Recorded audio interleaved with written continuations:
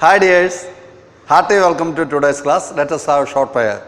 വിശുദ്ധിയിലെ ജ്ഞാനത്തിലെ വിശ്വാസത്തിൽ കൂടുതൽ വളരാൻ ആഴപ്പെടാൻ ആവശ്യമായിട്ടുള്ള ബോധ്യങ്ങൾ, സാഹചര്യങ്ങൾ, ബന്ധങ്ങൾ ഞങ്ങൾക്ക് നൽകണമേ. പഠിക്കുന്നത് ഞങ്ങളുടെ ജീവിതങ്ങളിൽ തേജസ്വിയായി മാറട്ടെ. മദ്യപാനം, മയക്കുമരുന്ന്, ലൈംഗിക ആസക്തികളിലായിരിക്കുന്ന എല്ലാവരെയും സമർപ്പിക്കുന്നു. അതുവഴി കുടുംബങ്ങളിൽ ബുദ്ധിമുട്ട് അനുഭവിക്കുന്ന കുഞ്ഞുങ്ങളിലേക്ക് അവിടുത്തെ കരുണ വർഷിക്കണമേ. പിതാവും പുത്രനും പരിശുദ്ധാത്മാവുമായ സർവേശ്വര. ആമേൻ. How are you? Today we are going to discuss the last part of this chapter. That is something about recombinant protein and its large scale production with the help of a special device called bioreactor. നമ്മൾ ഈ ചാപ്റ്ററിൻ്റെ അവസാന ഭാഗത്തേക്ക് കടന്നിരിക്കുകയാണ്.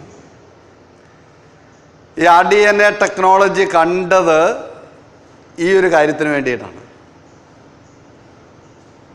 Recombinant protein large സ്കെയിലിൽ produce ചെയ്യാൻ പറ്റുന്ന രീതിയിലുള്ള devices ഇപ്പോൾ ബയോളജിക്കൽ വേൾഡിലുണ്ട്. എന്താണൊരു റീകോമ്പിനൻ്റ് പ്രോട്ടീൻ എന്ന് പറഞ്ഞു കഴിഞ്ഞാൽ, നമ്മൾ ഈ റീകോമ്പിനൻ്റ് DNA ടെക്നോളജി ഉപയോഗിച്ചുകൊണ്ട് ഒരു ഡിസൈഡ് ജീന് ഒരു ടാർഗറ്റ് ഓർഗനിസത്തിലേക്ക് ട്രാൻസ്ഫർ ചെയ്ത് അവിടെ ആ ജീന് എക്സ്പ്രസ് ചെയ്യുമ്പോൾ അവിടെ ഉണ്ടാകുന്ന പ്രോഡക്റ്റിനാണ് നമ്മൾ റീകോമ്പിനൻ്റ് പ്രോട്ടീൻ എന്ന് പറയുന്നത്.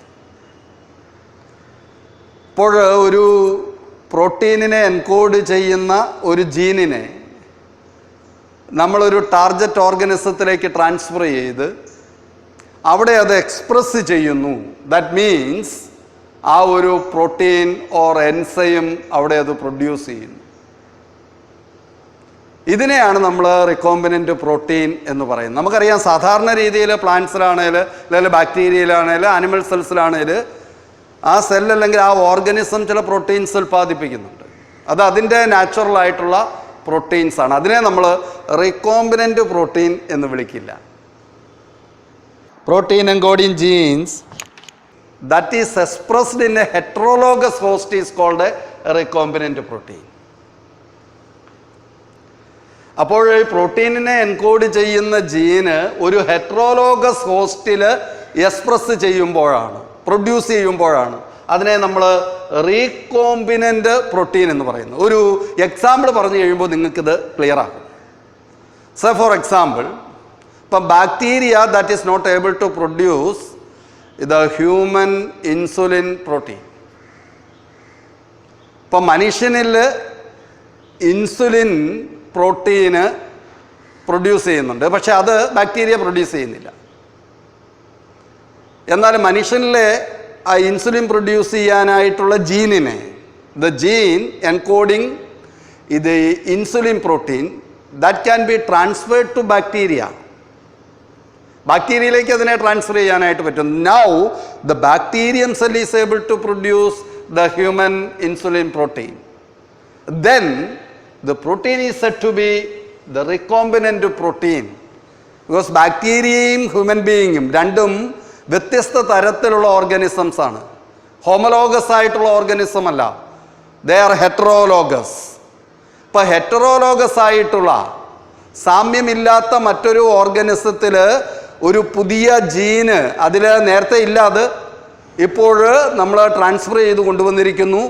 അതവിടെ എക്സ്പ്രസ് ചെയ്യുന്നു, അതിൻ്റെ പ്രോഡക്റ്റ് ഉൽപ്പാദിപ്പിക്കുന്നു. That protein is called a recombinant protein. അപ്പോൾ ഇത്തരത്തിൽ പല ഓർഗനിസത്തിലേക്കും ആ ഓർഗനിസത്തിൽ തനതായിട്ടില്ലാത്ത പ്രോട്ടീൻ പ്രൊഡ്യൂസ് ചെയ്യുന്ന ജീൻസുകളെ നമ്മൾ ട്രാൻസ്ഫർ ചെയ്തുകൊണ്ട് ബൾക്കായിട്ട് ലാർജ് സ്കെയിലിൽ അത്തരത്തിലുള്ള പ്രോട്ടീൻസ് അല്ലെങ്കിൽ ആൻറ്റിബോഡീസ് അല്ലെങ്കിൽ വാക്സിൻസ് അല്ലെങ്കിൽ എൻസൈംസ് കൊമേഴ്സ്യൽ സ്കെയിലിൽ ഉൽപ്പാദിപ്പിക്കുന്നുണ്ട്. ഇവിടെയാണ് നമുക്ക് ബയോറിയാക്ടറിൻ്റെ ഒരു സാങ്കത്യം വരുന്നത്. അപ്പോൾ ഇത് സ്മോൾ സ്കെയിലിൽ recombinant proteins can be produced in a small scale. Laboratory കണ്ടീഷൻസിൽ ചെറിയൊരു കൾച്ചർ, ആ കൾച്ചറിൽ നമ്മൾ ഇതേപോലെ ട്രാൻസ്ഫോംഡ് ആയിട്ടുള്ള cells that will be able to produce the so called recombinant proteins. അവിടെ അത് പ്രൊഡ്യൂസ് ചെയ്യുമ്പോൾ അതിനെ നമുക്ക് സെപ്പറേറ്റ് ചെയ്ത് പ്യൂരിഫൈ ചെയ്ത് നമുക്ക് മാറ്റാനായിട്ട് പറ്റും. അപ്പോൾ വളരെ കുറച്ച് ക്വാണ്ടിറ്റിയെ നമുക്ക് കിട്ടുന്നുള്ളൂ എന്നുള്ളതാണ്. എന്നാൽ കൊമേഴ്സ്യലി ഇമ്പോർട്ടൻ്റ് ആയിട്ടുള്ള ഇത്തരത്തിലുള്ള പ്രൊഡക്ട്സുകൾ ലാർജ് സ്കെയിലിൽ, ഒരു കൊമേഴ്സ്യൽ സ്കെയിലിൽ നമുക്ക് ഉൽപ്പാദിപ്പിക്കണം എന്നുണ്ടെന്നുണ്ടെങ്കിൽ അത്തരത്തിലുള്ള ഒരു സിസ്റ്റം ആവശ്യമാണ്. അവിടെ ഫ്രഷ് ആയിട്ടുള്ള media that can be incorporated in a continuous manner. അപ്പോൾ ആ സിസ്റ്റത്തിൽ തന്നെ എന്ത് ചെയ്യും, ഇവിടെ പ്രോഡക്റ്റ് ഉണ്ടാക്കപ്പെട്ടുകൊണ്ടിരിക്കുകയാണ്. That product that can be also drained out. അപ്പോൾ ഉണ്ടാകുന്ന പ്രോഡക്റ്റ് നമ്മൾ റിമൂവ് ചെയ്തുകൊണ്ടിരിക്കുന്നു. അതിനോടൊപ്പം ഫ്രഷ് ആയിട്ടുള്ള മീഡിയ, ഫ്രഷ് ആയിട്ടുള്ള ന്യൂട്രിയൻസ് അത് നമ്മൾ കൊടുത്തുകൊണ്ടിരിക്കുകയാണ്. അപ്പോൾ it is A continuous system by which we can able to produce the commercially important materials in a very large scale. അതിൻ്റെ ബയോമാസ് എന്ന് പറയുന്നത്, അതിൻ്റെ ക്വാണ്ടിറ്റി എന്ന് പറയുന്നത് വളരെ വലുതായിരിക്കും. അപ്പോൾ അത് വളരെ അഡ്വാൻറ്റേജ് ഉള്ളൊരു കാര്യമാണ്. ഇത്തരത്തിൽ വാല്യുബിൾ ആയിട്ടുള്ള, ബയോളജിക്കലി ഇമ്പോർട്ടൻ്റ് ആയിട്ടുള്ള, കൊമേഴ്സ്യലി ഇമ്പോർട്ടൻ്റ് ആയിട്ടുള്ള പ്രോട്ടീൻസോ എൻസൈംസോ വാക്സിൻസോ ആൻറ്റിബോഡീസോ ഒക്കെ ലാർജ് സ്കെയിലിൽ പ്രൊഡ്യൂസ് ചെയ്യാൻ വേണ്ടിയിട്ട് നമ്മൾ ഉപയോഗിക്കുന്ന ഒരു ഡിവൈസാണ് ബയോ റിയാക്ടർ എന്ന് പറയുന്നത്. അപ്പോൾ next we are going to discuss the bio reactor in detail. What is a bio reactor? Actually it is a large vessel. നമുക്ക് വേണേൽ പറയാം അതൊരു വലിയൊരു ടാങ്കാണ്. ശരിക്കും ഒരു 1000 ലിറ്റർ കൾച്ചർ മീഡിയ ഒക്കെ നമുക്ക് ഇടാൻ പറ്റുന്ന രീതിയിലുള്ള ഒരു വലിയ ടാങ്ക്, വലിയ കണ്ടെയ്നർ, സ്റ്റെയിൻലെസ് സ്റ്റീൽ കൊണ്ടൊക്കെ നിർമ്മിക്കപ്പെട്ടിരിക്കുന്ന വലിയൊരു കണ്ടെയ്നറാണ്. This can be considered as a bio factory. നമുക്ക് വേണമെങ്കിൽ ഈ ബയോ റിയാക്ടറിനെ, it is otherwise called fermenter. ഫെർമെൻറ്ററും ബയോ റിയാക്ടറും തമ്മിൽ ചെറിയൊരു വ്യത്യാസമുണ്ട്.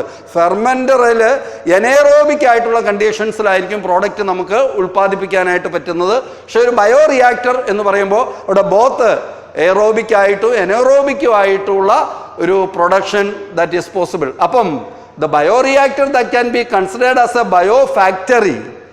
Okay, what is a bio reactor? അപ്പം bio reactor is a large vessel that can be used to carry out a biological process for the large scale production of a economically important or commercially valuable product. അപ്പോൾ എന്താണ് ഒരു bio reactor എന്ന് പറഞ്ഞു കഴിഞ്ഞാൽ, it is a large vessel or tank that is used to carry out a biological process. എന്തിനു വേണ്ടിയിട്ടാണ്? For the large scale production of economically important or commercially valuable products. അപ്പം അതിനു വേണ്ടിയിട്ട് നമ്മൾ ഉപയോഗിക്കുന്ന വലിയൊരു ടാങ്ക്, വലിയൊരു വെസല്. അപ്പോൾ ഇവിടെ നമുക്ക് സ്മോൾ സ്കെയിലിൽ വേണമെങ്കിൽ ഇത്തരത്തിൽ റീകോമ്പിനൻ്റ് പ്രോട്ടീനെ ഉൽപ്പാദിപ്പിച്ചെടുക്കാനായിട്ട് പറ്റും, അല്ലേ? അത് ലബോറട്ടറി കണ്ടീഷൻസിൽ പറ്റും.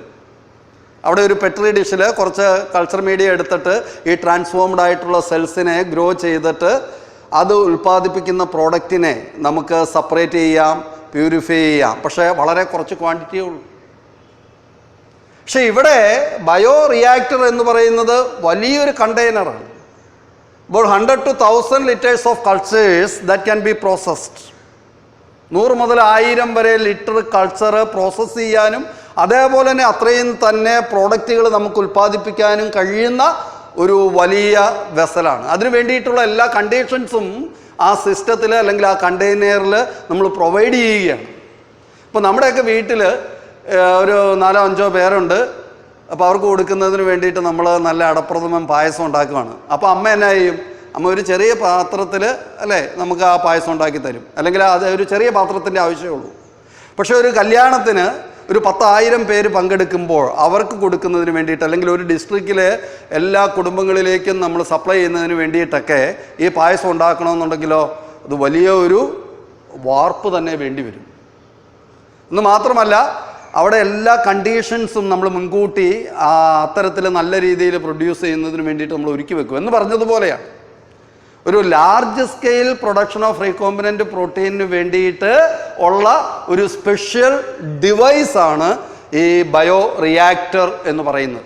ഇവിടെ നമ്മൾ ഏതെങ്കിലും ഓർഗാനിസംസ്, മൈക്രോബ്സ് അല്ലെങ്കിൽ ചില സെൽസ്, അല്ലെങ്കിൽ അത് പ്ലാന്റ് സെൽസോ ആനിമൽ സെൽസോ, ഇതൊക്കെ നമുക്ക് കൾച്ചർ ചെയ്ത് അതിൽ നിന്ന് അതിൻ്റെ പ്രോഡക്റ്റും കൂടെ നമുക്ക് ഉൽപ്പാദിപ്പിക്കാനും അത് ടൈം ബൗണ്ടഡ് ആയിട്ട് നമുക്ക് വേണമെങ്കിൽ മാറ്റി വീണ്ടും ഫ്രഷ് ആയിട്ടുള്ള മീഡിയം, അതിന് നമ്മൾ ബാച്ച് ടൈപ്പ് ബയോറിയാക്ടർ എന്ന് പറയും. എന്നാൽ കുറച്ചും കൂടെ എഫിഷ്യൻ്റ് ആയിട്ടുള്ളത് കണ്ടിന്യൂസ് ടൈപ്പ് ബയോറിയാക്ടറാണ്. എന്ന് പറഞ്ഞു കഴിഞ്ഞാൽ അവിടെ സിമുൾട്ടേനിയസ് ആയിട്ട് കൾച്ചറിൻ്റെ ഗ്രോത്തും നടക്കും, അതേപോലെ തന്നെ ഈ പ്രോഡക്ട്സും കൂടെ ഉണ്ടാകും. രണ്ടും ഒരേപോലെ നടക്കുക.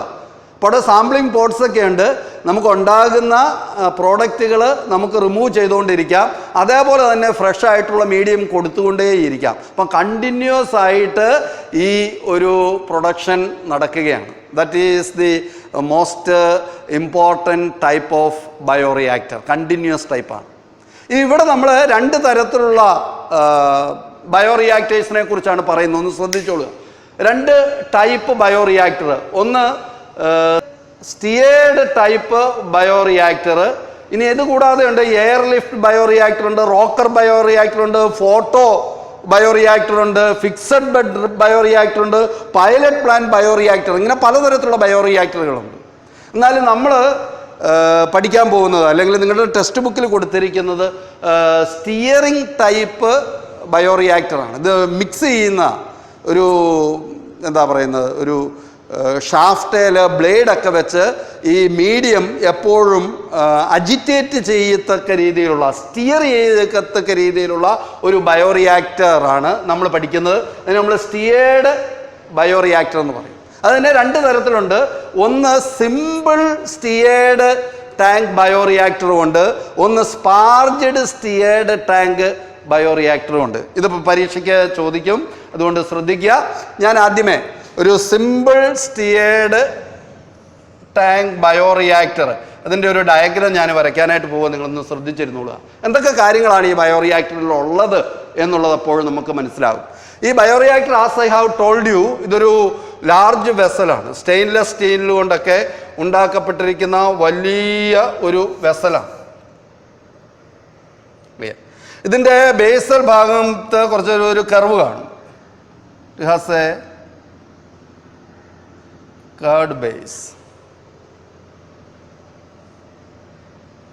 Here you can see a motor. ഇവിടെ ഒരു മോട്ടറുണ്ട്. ഈ മോട്ടറിൽ നിന്ന് ഒരു ഷാഫ്റ്റ് താഴത്തേക്ക് വരുന്നുണ്ട്. This is the central shaft. Here you can see.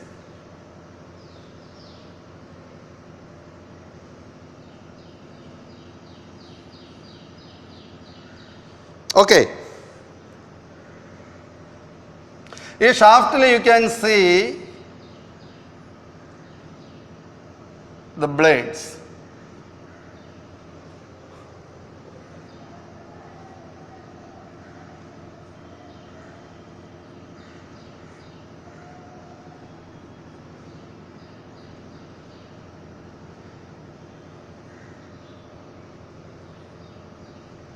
ഇങ്ങനെ ഇതിൽ കുറച്ച് ബ്ലേഡ്സ് ഒക്കെ കാണും. ഇതിൽ ഏറ്റവും മുകളിലത്തെ ഈ ബ്ലേഡ് എന്ന് പറയുന്നത്, അത് ഇവിടെ ഈ പ്രോസസ്സ് നടക്കുമ്പോൾ, ബയോകെമിക്കൽ പ്രോസസ്സാണ് നടക്കുന്നത്. അത് നടക്കുമ്പോഴുണ്ടാകുന്ന ഫോം, ഇതിൽ നുരയും പതയൊക്കെ ഉണ്ടാകും. അതിനെ കൺട്രോൾ ചെയ്യാനായിട്ട്, റിമൂവ് ചെയ്യാൻ വേണ്ടിയിട്ട് ഉള്ള ഒരു ഫാന് അല്ലെങ്കിൽ ഉള്ള ഒരു ബ്ലേഡ് ഇവിടെ നമുക്ക് കാണാനായിട്ട് പറ്റും. ബാക്കിയൊക്കെ പ്രധാനമായിട്ടും ഈ മീഡിയത്തിൽ ഇതിൻ്റെ ഓക്സിജൻ, അതേപോലെ ന്യൂട്രിയൻസ് എല്ലാ ഭാഗത്തും കിട്ടുന്നതിന് വേണ്ടിയിട്ട് അത് കണ്ടിന്യൂസ് ആയിട്ട് അജിറ്റേറ്റ് ചെയ്യാൻ വേണ്ടിയിട്ടുള്ള, സ്റ്റിയർ ചെയ്യാൻ വേണ്ടിയിട്ടുള്ള ചില ബ്ലേഡ്സ് ആണ് ഇവിടെ നമുക്ക് കാണാനായിട്ട് പറ്റുന്നത്. ഓക്കെ, ഇനി here you can see a jacket. ഇവിടെ നമുക്കൊരു ജാക്കറ്റ് കാണാനായിട്ട് പറ്റും. ഈ ജാക്കറ്റിനകത്ത് നമ്മൾ ഹോട്ട് വാട്ടറോ അല്ലെങ്കിൽ കോൾഡ് വാട്ടറോ നമുക്ക് കൊടുത്ത് അതിൻ്റെ ഒരു ടെമ്പറേച്ചർ റെഗുലേറ്റ് ചെയ്യാനായിട്ട് പറ്റും. അതിന് വേണ്ടിയിട്ടുള്ള ജാക്കറ്റാണ്. ഇനി ഇവിടുത്തെ മീഡിയം സ്റ്റെറിലൈസ് ചെയ്യുന്നതിന് വേണ്ടിയിട്ടുള്ള ഒരു temperature control system here you can see. അതേപോലെ തന്നെ ഇവിടെ നമുക്ക് ഇതിൻ്റെ pH കൺട്രോൾ ചെയ്യാൻ വേണ്ടിയിട്ടുള്ള ചില സിസ്റ്റംസ് കാണും. ഇതിൻ്റെ ആസിഡ് ബേസ് കൺട്രോളിങ് സിസ്റ്റം ഇവിടെയുണ്ട്. ഇതേപോലെ തന്നെ ഇവിടെ ഒരു ഓക്സിജൻ ഡെലിവറി സിസ്റ്റം, ആവശ്യത്തിന് ഓക്സിജൻ ഈ സിസ്റ്റത്തിൽ കൊടുക്കുന്നതിന് വേണ്ടിയിട്ട്. ഇപ്പോൾ നോക്കിക്കേ, ഹിയർ ഈ ഒരു സിമ്പിൾ സ്റ്റിയേർഡ് ടാങ്ക് ബയോറിയാക്ടറിൽ ഒരു മോട്ടോർ കാണും. അതേപോലെ തന്നെ shaft that with blades, then again foam breaker, then again different types of controlling systems. pH control system is there, then a temperature control system is there, then oxygen delivery system is there, then again sampling port is there. എന്ന് പറഞ്ഞു കഴിഞ്ഞാൽ ഇവിടെ ഇത്രയും ഭാഗത്തൊക്കെ ആയിരിക്കും ഇതിൻ്റെ nutrients നമ്മൾ കൊടുക്കുന്നത്, ഇതിൻ്റെ കൾച്ചർ നമ്മൾ എടുക്കുന്നത്. ഈ കൾച്ചറിൽ തന്നെ ബയോളജിക്കലായിട്ടുള്ള ഓർഗാനിസം ഉണ്ടാകാം, അല്ലെങ്കിൽ സെൽസ് ഉണ്ടാകാം, അത് പ്രൊഡ്യൂസ് ചെയ്യുന്ന എൻസൈംസ് അല്ലെങ്കിൽ പ്രോട്ടീൻസ്, ഇതിനെയൊക്കെ പീരിയോഡിക്കലായിട്ട് റിമൂവ് ചെയ്യുന്നതിന് വേണ്ടിയിട്ടുള്ള സാമ്പിളിംഗ് പോർട്ടുകളും ഉണ്ട്. അപ്പം ഒരു സൈഡിൽ നമ്മൾ ഫ്രഷ് മീഡിയം, ഇവിടെ ന്യൂട്രിയൻ്റ് ഇൻപുട്ടിന് വേണ്ടിയിട്ടുള്ള സിസ്റ്റം ഉണ്ട്. ഇപ്പോൾ ഫ്രഷ് മീഡിയം നമ്മൾ ഇതിലേക്ക് കൊടുക്കും. ഇതിലേക്ക് കൊടുത്ത ഒപ്റ്റിമം pH, ഒപ്റ്റിമം ടെമ്പറേച്ചർ, അതേപോലെ തന്നെ ആവശ്യത്തിനുള്ള ഓക്സിജൻ അതിങ്ങനെ കൂടിക്കിടക്കാതെ അതെപ്പോഴും എല്ലായിടത്തും അവൈലബിൾ ആകാനും, അതേപോലെ തന്നെ ആ കൾച്ചർ മീഡിയത്തിൻ്റെ ഗ്രോത്തിനെ സഹായിക്കുന്നതിനും വേണ്ടിയിട്ടുള്ള optimal conditions are provided here. ആ സമയത്ത് എന്ത് സംഭവിക്കും? ഇവിടെ പ്രോഡക്റ്റ് ഉണ്ടാവും. ഈ പ്രോഡക്റ്റിനെ പീരിയോഡിക്കലായിട്ട് റിമൂവ് ചെയ്യാൻ വേണ്ടിയിട്ടുള്ള സാമ്പിളിംഗ് പോർട്ടുകളുമുണ്ട്. അപ്പം this is A continuous system. ഇനി ഞാൻ നേരത്തെ പറഞ്ഞ പോലെ ബാച്ച് ടൈപ്പ് സിസ്റ്റം ഉണ്ട്. അപ്പം കുറേ സമയത്തേക്ക് നമ്മൾ ഈ ബയോകെമിക്കൽ പ്രോസസ്സ് ഈ ബയോറിയാക്ടറിൽ നടക്കുന്നു, അങ്ങനെ പ്രോഡക്റ്റ് ഉണ്ടാക്കുന്നു. പിന്നെ നമ്മൾ അവിടെ ഒരു ടൈം ഇൻ്റർവെൽ കൊടുക്കുകയാണ്. എന്ത് ചെയ്യും? നമ്മളിവിടെ ഉണ്ടായ പ്രോഡക്റ്റിനെയൊക്കെ നമ്മൾ സെപ്പറേറ്റ് ചെയ്തു, പിന്നീട് അത് പ്യൂരിഫിക്കേഷന് വേണ്ടിയിട്ട് മാറ്റും. വീണ്ടും നമ്മൾ ഫ്രഷ് മീഡിയം ഒക്കെ കൊടുത്തിട്ട് വീണ്ടും പ്രോസസ്സ് സ്റ്റാർട്ട് ചെയ്യും. അതിന് ബാച്ച് ടൈപ്പ് എന്ന് പറയും. എന്നാൽ ഇതിൻ്റെ മറ്റൊരു അഡ്വാൻറ്റേജ് എന്ന് പറയുന്നത് ഈ സിസ്റ്റത്തിൽ കണ്ടിന്യൂസ് ആയിട്ട് തന്നെ നമുക്ക് ഈ കൾച്ചർ മീഡിയത്തിൻ്റെ ഗ്രോത്തും അതേപോലെ തന്നെ ഇതിൻ്റെ എൻ പ്രോഡക്ട്സും ഉണ്ടാക്കാനായിട്ട് പറ്റും, അല്ലെങ്കിൽ ഈ പ്രോഡക്റ്റ് നമുക്ക് ഉണ്ടാക്കാനായിട്ട് പറ്റും. ഓക്കെ, കുട്ടികളെ ശ്രദ്ധിച്ച നെക്സ്റ്റ് സ്പാർജ്ഡ് സ്റ്റിയേർഡ് ടാങ്ക് ബയോറിയാക്ടറാണ്. അത് നിങ്ങൾക്ക് ഈ മോണിറ്ററിൽ നിങ്ങൾക്ക് കാണാം. ഈ രണ്ട് ബയോറിയാക്ടറിൻ്റെയും ഫോട്ടോസ് ഞാൻ കാണിക്കുന്നുണ്ട്. അപ്പോൾ ഇതിൽ ഈ സ്പാർജ്ഡ് സ്റ്റിയേർഡ് ടാങ്ക് ബയോറിയാക്ടറിൻ്റെ പ്രത്യേകത എന്താണ്? അവിടെ ബാക്കി എല്ലാ കാര്യത്തിലും അത് സിമ്പിൾ സ്റ്റിയേർഡ് ടാങ്ക് ബയോറിയാക്ടർ പോലെ തന്നെയാണ്. പക്ഷേ ഒരു വ്യത്യാസം എന്ന് പറയുന്നത് ഇവിടെ ഓക്സിജൻ്റെ അവൈലബിലിറ്റിക്ക് വേണ്ടിയിട്ട്, ഓക്സിജൻ പ്രൊവൈഡ് ചെയ്യുന്നതിന് വേണ്ടിയിട്ട് ഒരു സ്പെഷ്യൽ സ്പാർജർ ഉണ്ടാവും എന്നുള്ളതാണ്. ഇതിന് പകരമായിട്ട് ഈ ഷാഫ്റ്റും അതേപോലെ തന്നെ ഈ ബ്ലേഡ്സിനും പകരമായിട്ട് here you can see a sparger. ആ സ്പാർജറിൽ നിന്ന് എയർ ബബിൾസ് മുകളിലേക്ക് പോയിക്കൊണ്ടിരിക്കും. ഇപ്പം കണ്ടിന്യൂസ് ആയിട്ട് നമ്മൾ ഈ അക്വേറിയത്തിലൊക്കെ നമ്മൾ മോട്ടർ വെച്ചിട്ട് എയർ ബബിൾസ് പോകുന്ന കണ്ടിട്ടില്ല എന്ന് പറഞ്ഞതുപോലെ ഇവിടെ ഓക്സിജൻ ഡെലിവറി ചെയ്യുന്നതിന് വേണ്ടിയിട്ട് ഒരു സ്പെഷ്യൽ സ്പാർജറുണ്ട്. ആ സ്പാർജർ വഴി കണ്ടിന്യൂസ് ആയിട്ട് ഈ ഓക്സിജൻ ബബിൾസ് ആയിട്ട്, എയർ ബബിൾസ് ആയിട്ട് മൂവ് ചെയ്തുകൊണ്ടിരിക്കും. അപ്പോൾ that can increase the surface area. That is the advantage of sparged stirred tank bioreactor. അതിൻ്റെ വലിയൊരു പ്രോസസ്സിംഗ് ഒന്നും അല്ലെങ്കിൽ അതിനെക്കുറിച്ച് കൂടുതൽ ഡീറ്റെയിൽ ആയിട്ട് നമ്മുടെ ടെക്സ്റ്റ് ബുക്കിൽ പറയുന്നില്ല. അപ്പോൾ നിങ്ങൾ സിമ്പിൾ സ്റ്റിയേർഡ് ടാങ്ക് ബയോറിയാക്ടറിൻ്റെ ആ ഡയഗ്രാം, അതേപോലെ തന്നെ അതിൻ്റെ requirements, that is very important. ഒന്ന് ശ്രദ്ധിച്ചേ, അത് ചിലപ്പം പരീക്ഷയ്ക്ക് ചോദിക്കാം. ഒരു സിമ്പിൾ സ്റ്റിയേർഡ് ടാങ്ക് ബയോറിയാക്ടറിൽ എന്തൊക്കെ റിക്വയർമെൻറ്റ്സ് ആണ് വേണ്ടത്, എന്തൊക്കെ ഫെസിലിറ്റീസ് ഉണ്ട്, അതായത് നിങ്ങൾ കൃത്യമായിട്ട് പഠിച്ചു വെക്കണം. It has A pH control system, it has a foam breaker, it has a temperature control system, it has oxygen delivery system, it has sampling ports. ഇതൊക്കെയാണ് അതിൻ്റെ റിക്വയർമെൻറ്റ്സ്. അപ്പോൾ ഒരു ബയോറിയാക്ടറിൽ ഒപ്റ്റിമം കണ്ടീഷൻ പ്രൊവൈഡ് ചെയ്യുന്നതിന് വേണ്ടിയിട്ട് പല ഫെസിലിറ്റീസ് അല്ലെ പല components അല്ലെ പല റിക്വയർമെൻറ്റ്സ് ഉണ്ട്. അത് എക്സാമിനേഷൻ പോയിന്റ് ഓഫ് വ്യൂവിൽ ഇമ്പോർട്ടൻ്റ് ആണ്. ഒരു ഫോം കൺട്രോളിങ് സിസ്റ്റം ഉണ്ട്. ഒന്ന് പറഞ്ഞേ, ഫോം കൺട്രോളിങ് സിസ്റ്റം, പിന്നെ pH കൺട്രോൾ സിസ്റ്റം, പിന്നെ ടെമ്പറേച്ചർ കൺട്രോൾ സിസ്റ്റം, പിന്നെ oxygen delivery system, then sampling port, അതേപോലെ തന്നെ ന്യൂട്രിയൻസ് അല്ലെങ്കിൽ ഫ്രഷ് മീഡിയം കൊടുക്കുന്നതിന് വേണ്ടിയിട്ടുള്ള പൈപ്പുകൾ. ഇതൊക്കെ ഒരു ബയോറിയാക്ടറിലുണ്ടാകും. ഇപ്പോൾ ഈ ബയോറിയാക്ടറിൽ അതിൻ്റെ ടെമ്പറേച്ചറൊക്കെ റെഗുലേറ്റ് ചെയ്യുന്നതിന് വേണ്ടിയിട്ട് നമുക്ക് സ്പെഷ്യൽ ജാക്കറ്റ് ഉണ്ട്. ഇപ്പോൾ ടെമ്പറേച്ചർ കുറയ്ക്കണം എന്നുണ്ടെങ്കിൽ ഈ ഇതിനുള്ളിലൂടെ കോൾഡ് വാട്ടർ മൂവ് ചെയ്താൽ മതി, ഫ്ലോ ചെയ്താൽ മതി. ഇനി അതല്ല ടെമ്പറേച്ചർ കൂട്ടണമെന്നുണ്ടെങ്കിൽ ഹോട്ട് വാട്ടർ കൊടുക്കേണ്ടി വരും. അപ്പോൾ ഇത്തരത്തിലുള്ള ഒരു സിസ്റ്റത്തിനാണ് ബയോ റിയാക്ടർ എന്ന് പറയുന്നത്. അങ്ങനെ ഈ സിസ്റ്റം ഉപയോഗിച്ചുകൊണ്ട് നമ്മൾ ധാരാളം പ്രോഡക്റ്റുകൾ ഉൽപ്പാദിപ്പിച്ചു. ഇനി എന്താ ചെയ്യേണ്ടത്? ഇനിയിപ്പോൾ നമുക്കിതിനെ എന്ത് ചെയ്യണം? സെപ്പറേറ്റ് ചെയ്ത് പ്യൂരിഫൈ ചെയ്യണം. That process is called down stream processing. It is very important in the examination point of view. നിങ്ങളുടെ കംപ്ലീറ്റ് കോൺസെൻട്രേഷൻ ഇവിടെ നൽകണം. ഓക്കെ ഡിയേഴ്സ്, അപ്പോൾ നമ്മൾ ഈ ബയോറിയാക്ടർ ഉപയോഗിച്ച് നമുക്ക് ഇഷ്ടപ്പെട്ട ഒരു പ്രോട്ടീന് അല്ലെങ്കിൽ ഒരു എൻസൈം അല്ലെങ്കിൽ ഒരു വാക്സിന് അത് ലാർജ് സ്കെയിലിൽ നമ്മൾ പ്രൊഡ്യൂസ് ചെയ്തു കഴിഞ്ഞ് കഴിഞ്ഞാൽ ഉടനെ തന്നെ നമുക്കിതങ്ങ് സപ്ലൈ ചെയ്യാൻ പറ്റുമോ? മാർക്കറ്റ് ചെയ്യാനായിട്ട് പറ്റുമോ? ഇല്ല. അപ്പോൾ അതിനു മുമ്പ് it should be subjected to various processes before the marketing. Market ചെയ്യുന്നതിന് മുമ്പ് ഈ പ്രോഡക്റ്റ് പല തരത്തിലുള്ള പ്രോസസ്സിലൂടെയും കടത്തിവിടണം. അത് സെപ്പറേറ്റ് ചെയ്തെടുക്കണം, അത് പ്യൂരിഫൈ ചെയ്യണം, അതിൻ്റെ ക്വാളിറ്റി ടെസ്റ്റ് ചെയ്യണം. ഇതെല്ലാത്തിനും ശേഷം മാത്രമേ നമുക്ക് എന്ത് ചെയ്യാൻ പറ്റുള്ളൂ? ഇത് ഫൈനൽ പ്രോഡക്റ്റായിട്ട് മാർക്കറ്റിൽ അവൈലബിൾ ആക്കാനായിട്ട് പറ്റുള്ളൂ. And that processes are collectively called down stream processing. ഇത് എക്സാമിനേഷന് വളരെ ഇമ്പോർട്ടൻ്റ് ആണ്. പലപ്പോഴും ചോദിക്കും, what is down stream processing? എന്താണ് ഇത്? Separation and purification of biosynthetically produced products from a bioreactor. That is called downstream processing. അപ്പോൾ നമുക്ക് ഒരു പ്രോഡക്റ്റ്, ഇപ്പോൾ ഇൻസുലിൻ ആണെന്ന് വിചാരിക്കുക. അവിടെ നമ്മൾ ബാക്ടീരിയ എന്ന് പറയുന്ന ടാർഗറ്റ് ഓർഗനിസത്തിലേക്ക് ഹ്യൂമൻ ഇൻസുലിൻ പ്രൊഡ്യൂസ് ചെയ്യുന്ന ജീനിനെ ട്രാൻസ്ഫർ ചെയ്തു. അങ്ങനെ ജനറ്റിക്കലി എൻജിനീയർഡ് ആയിട്ടുള്ള bacteria which are able to produce human insulin നമ്മൾ ഡെവലപ്പ് ചെയ്തു. അതിനെയാണ് നമ്മൾ റീകോമ്പിനൻ്റ് ഓർഗനിസം എന്ന് പറയുന്നത് ശരിക്കും, അല്ലെങ്കിൽ ട്രാൻസ്ജീനിക് ബാക്ടീരിയ എന്ന് നമ്മൾ പറയുന്നത്. ആ ട്രാൻസ്ജീനിക് ബാക്ടീരിയയെ നമ്മൾ ബയോ റിയാക്ടറിൽ കൾച്ചർ ചെയ്തു.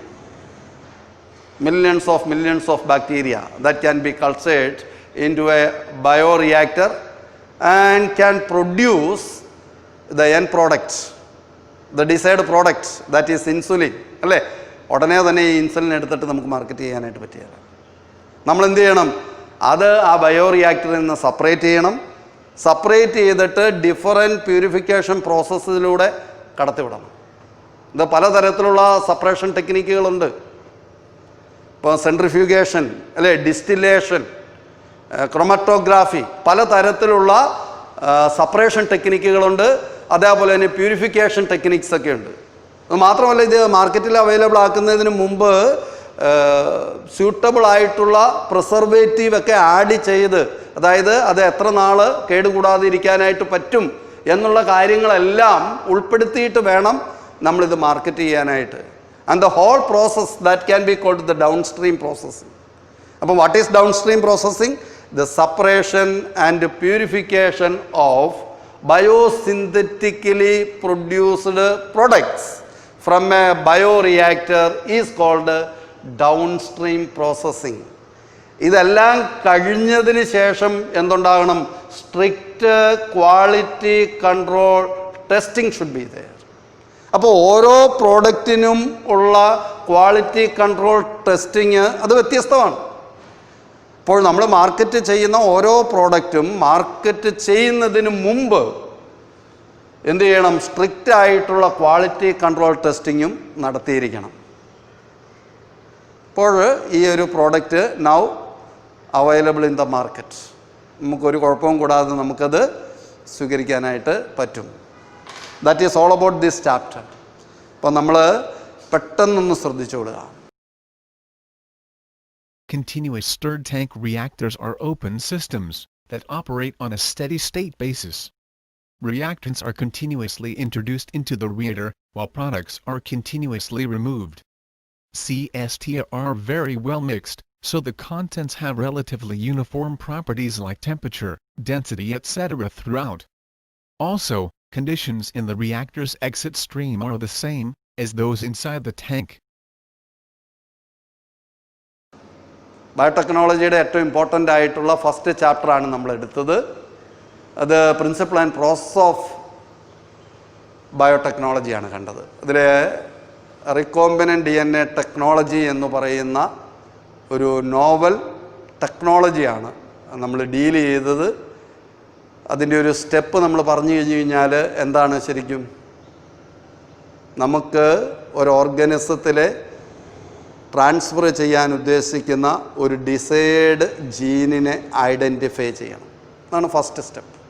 The identification of the desired gene present in an organism. അങ്ങനെ ട്രാൻസ്ഫർ ചെയ്യാനായിട്ട് നമ്മൾ ഉദ്ദേശിക്കുന്ന ഒരു ഡിസൈഡ് ജീന് ഒരു ഓർഗാനിസത്തിൽ, അത് ബാക്ടീരിയ ആകാം, അത് ഫംഗൈ ആകാം, ഇത് അനിമലാകാം, ഇത് പ്ലാന്റ് ആകാം, ഏതും ആയിക്കൊള്ളട്ടെ, അതിനെ നമ്മൾ ഐഡൻറ്റിഫൈ ചെയ്ത് കഴിഞ്ഞാൽ സെക്കൻഡ് പ്രോസസ്സിലേക്ക് നമ്മൾ നടക്കുന്നു. എന്താണ് സെക്കൻഡ് പ്രോസസ്സ് എന്ന് പറയുന്നത്? ഓർക്കുന്നുണ്ടോ? Yes, the extraction of the DNA carrying the desirable gene from that cell or from that organism. The extraction of DNA carrying the desirable gene, അതാണ് സെക്കൻഡ് സ്റ്റെപ്പ്. അതിന് വേണ്ടിയിട്ടാണ് നമ്മൾ ഡിഫറെൻറ്റ് എൻസൈംസ് ഒക്കെ ഉപയോഗിച്ചത്. Depends on the types of cells or organisms അല്ലേ. Bacteria ആണെങ്കിൽ lysozyme, fungi ആണെങ്കിൽ കൈറ്റിനൈസ്, ഓർക്കുന്നില്ലേ? പ്ലാന്റ് ആണ് സെല്ലുലൈസ്. ഈ രീതിയിൽ നമ്മൾ അതിൻ്റെ ബാക്കി എല്ലാ കാര്യങ്ങളെയും അവോയ്ഡ് ചെയ്ത് എലിമിനേറ്റ് ചെയ്ത് അവസാനം DNA മാത്രമായിട്ട് എക്സ്ട്രാക്ട് ചെയ്തു. ഇനി മൂന്നാമത്തെ പ്രോസസ്സ് ഏതായിരുന്നു? That is the fragmentation of this DNA using suitable restriction endo nuclease enzymes. Biological scissors ഉപയോഗിച്ച് നമ്മൾ ഈ DNA അങ്ങ് മുറിച്ചു, ഫ്രാഗ്മെൻറ്റുകളാക്കി. ഇപ്പോൾ ഈ ഫ്രാഗ്മെൻറ്റുകളിലെ ഒരു ഫ്രാഗ്മെൻറ്റിൽ നമുക്കിഷ്ടമുള്ള ഡിസൈറബിൾ ജീനുണ്ട്. നമ്മൾ ജെൽ ഇലക്ട്രോഫോറസിസ് ഉപയോഗിച്ച് അതിനെ നമ്മൾ സെപ്പറേറ്റ് ചെയ്തു, എല്യൂട്ട് ചെയ്തെടുത്തു. എന്നിട്ട് എന്ത് ചെയ്തു? അടുത്തതാണ് incorporation of this foreign gene അല്ലേ, this alien gene into a suitable cloning vector. അതിനെ ഒരു ഹോസ്റ്റിലേക്ക്, ഒരു ടാർഗറ്റ് ഓർഗാനിസത്തിലേക്ക് ട്രാൻസ്ഫർ ചെയ്യുന്നതിനും അതോടൊപ്പം ക്ലോൺ ചെയ്യുന്നതിനും വേണ്ടിയിട്ട് നമ്മൾ ക്ലോണിംഗ് വെക്ടറിലേക്ക് ഇതിനെ ഇൻട്രൊഡ്യൂസ് ചെയ്തു. ഇവിടെയും നമ്മൾ സെയിം റെസ്ട്രിക്ഷൻ്റെ ന്യൂക്ലിയസ് ഉപയോഗിക്കും. അതേപോലെ തന്നെ ഇതവിടെ ക്ലോൺ ചെയ്യുന്നതിന് ഒട്ടിച്ചു വെക്കുന്നതിന് ലിഗേസ് എൻസൈം ഉപയോഗിക്കും. അവിടെ തന്നെ നമ്മൾ കണ്ടു ഇപ്പോൾ ഇത്തരത്തിലുള്ള ഒരു ആംപ്ലിഫിക്കേഷൻ ഓഫ് ഡിസൈഡ് ജീനിന് വേണ്ടിയിട്ട് PCR ഒക്കെയാണ് നമ്മൾ ഉപയോഗിക്കുന്നത് എന്ന് നമ്മൾ കണ്ടു.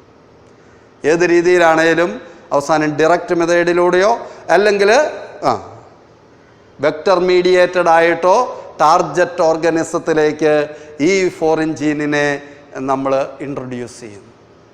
ഇന്ന് കണ്ട ക്ലാസ്സിൽ നമ്മളത് പറഞ്ഞത്, അങ്ങനെ ഇൻട്രൊഡ്യൂസ് ചെയ്യപ്പെട്ട ഈ ഫോറിൻ ജീന് ആ ഓർഗാനിസത്തിൽ എക്സ്പ്രസ് ചെയ്താൽ, അതിൻ്റെ പ്രോഡക്റ്റ് ഉണ്ടാക്കിയാൽ, ആ പ്രോഡക്റ്റിന് വിളിക്കുന്ന പേരാണ് റീകോമ്പിനൻ്റ് പ്രോട്ടീൻ എന്ന് പറയുന്നത്. ആ റീകോമ്പിനൻ്റ് പ്രോട്ടീനിനെ ലബോറട്ടറിയിൽ സ്മോൾ സ്കെയിലായിട്ട് നമുക്ക് പ്രൊഡ്യൂസ് ചെയ്യാം, സെപ്പറേറ്റ് ചെയ്യുക, പ്യൂരിഫൈ ചെയ്യാം. പക്ഷേ അതിനെ കുറച്ചും കൂടെ ലാർജ് സ്കെയിലിൽ ഉൽപ്പാദിപ്പിക്കുന്നതിന് വേണ്ടിയിട്ട് നമ്മൾ ഉപയോഗിച്ച ഡിവൈസാണ് ബയോ റിയാക്ടർ എന്ന് പറയുന്നത്. ആ ബയോ റിയാക്ടർ രണ്ട് തരത്തിൽ നമ്മൾ കണ്ടു. സിമ്പിൾ സ്റ്റിയേർഡ് ടാങ്ക് ബയോ റിയാക്ടറും അതേപോലെ തന്നെ സ്പാജ്ഡ് ടാങ്ക് ബയോ റിയാക്ടറും. അപ്പോൾ അതിൻ്റെ പ്രത്യേകതകൾ നമ്മൾ കണ്ടു. പ്രത്യേകിച്ച് സിമ്പിൾ സ്റ്റിയേർഡ് ടാങ്ക് ബയോ റിയാക്ടറിൽ പ്രധാനപ്പെട്ട കുറേ ഫെസിലിറ്റീസ് റിക്വയർമെൻറ്റ്സ് ആവശ്യമാണ് എന്ന് കണ്ടു.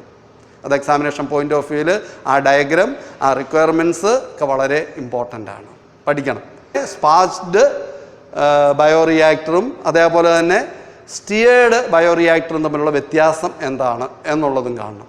ഏറ്റവും അവസാനം ഇങ്ങനെ ലാർജ് സ്കെയിലിൽ ഉൽപ്പാദിപ്പിക്കപ്പെട്ട ഈ പ്രോട്ടീൻ അത് മാർക്കറ്റ് ചെയ്യുന്നതിന് മുമ്പ് എന്ത് ചെയ്യണം?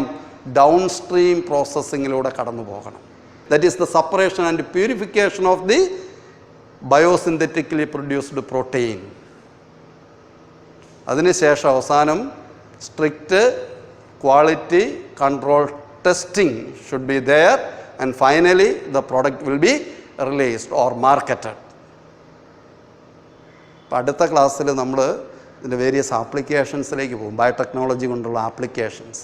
അപ്പോൾ ഇത് നമ്മൾ ബയോടെക്നോളജി ചെയ്യാൻ വേണ്ടിയിട്ട് ഉപയോഗിച്ച ടൂൾസ്, അതുപോലെ ഈ പ്രോസസ്സ് എങ്ങനെയാണ്, ഇത് ക്ലിയർ ആണ് എന്ന് വിചാരിക്കുന്നു. Okay, thank you.